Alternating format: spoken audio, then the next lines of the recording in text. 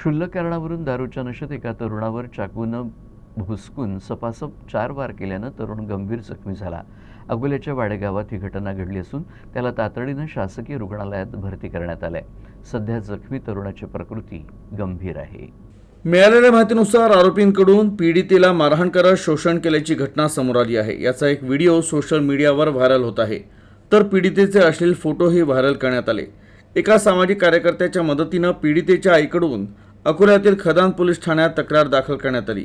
या प्रकरणी तिघांविरोधात गुन्हा दाखल करण्यात आला आहे.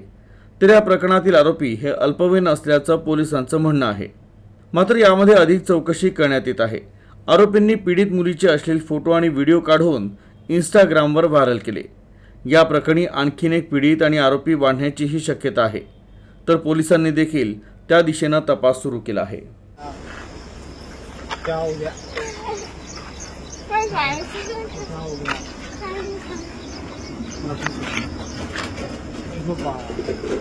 होने वाला नहीं मेरा दोस्त है। हाँ मेरा दोस्त है।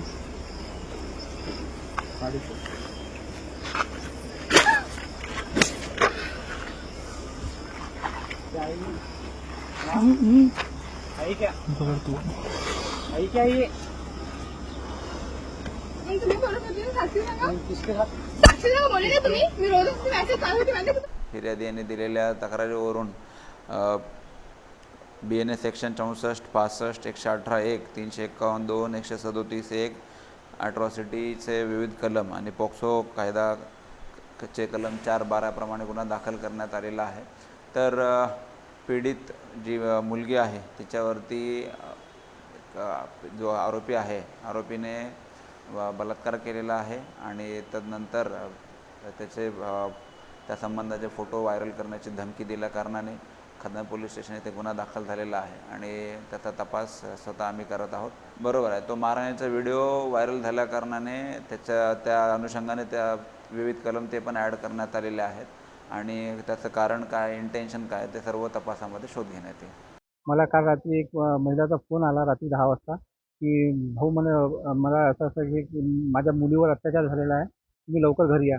मी ताबडतोब तिच्या काही वेळ न हे करता तिच्या घरी पोहोचलो आणि मुलीनं आणि तिच्या आईने मला पूर्ण आपबीती सांगितली की माझ्या अल्पसंख्याक समाजाच्या मुलानं माझ्या मुलीवर अत्याचार केलेला आहे आणि खूप वेळा शोषण पण केलेलं आहे. तर माझ्यासोबत मला तुम्ही मदत करा. मी तिला काही वेळ न हे करता खदान पोलीस स्टेशनला आणलं आणि तिच्या आईने आणि मी त्याने रिपोर्ट दिला मुलीने करतो आणि अल्पसंख्याक समाजाच्या मुलावर कारवाई होत आहे आणि मेडिकल झालेलं आहे तिचं आणि हे जे अल्पसंख्याक समाजातील लोक आहे हे तेच कामं करत आहेत.